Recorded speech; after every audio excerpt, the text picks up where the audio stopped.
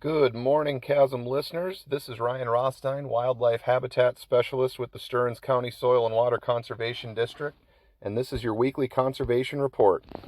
Sounds like most of the county got some much needed rain earlier this week. I know it's been awful dry this whole summer so far, but that rain got me thinking about my food plots and starting to look towards planting my fall food plots now. And usually what I like to do as I get towards fall is plant some sort of perennial clover mix or a fall green plot that can have cereal grains, some annual clovers, and things like brassicas in it.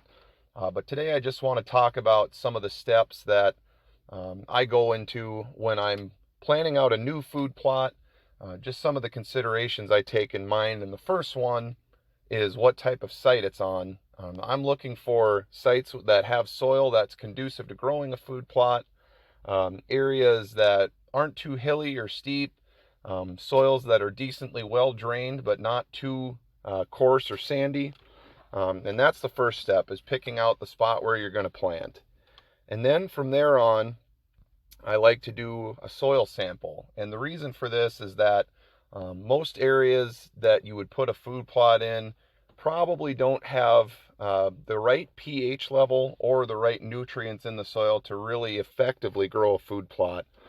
So for that reason, I like to take a soil sample, and most county soil extension services should have these. I know here in Stearns County, most of the co-ops will also do that. So getting a soil sample is important, just so you know what the soil needs in order to be productive for food plots.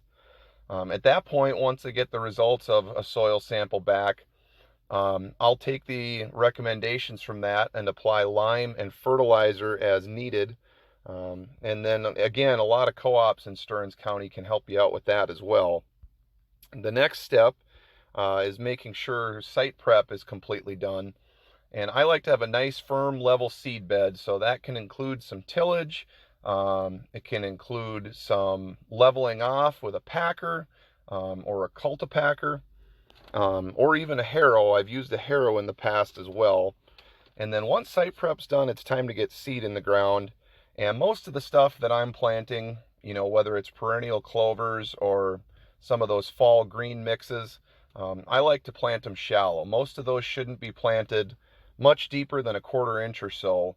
And even there, you can generally just broadcast them on top and lightly drag them. But you can also drill some of these in if you have access to the equipment, and then go over it with a packer at the end. And then, of course, at this point, it's time to pray for rain. Might be tougher this year than most with how dry it's been, but let's all hope we can get some more rain here going forward and not only help the crops out, but help some food plots as well. About halfway through the summer here, so looking forward to some cooler weather at some point here, and hopefully more rain, and hope everybody's had a safe and happy year so far. If you ever have any questions about food plots or anything related to wildlife habitat, you can get a hold of us here in the Waite Park office. We are located right next to Pizza Ranch in the Marketplace Mall. And you can always give us a call, 320-251-7800, extension 3. And again, this has been Ryan Rothstein with the Stearns County Soil and Water Conservation District, and this has been your weekly conservation report.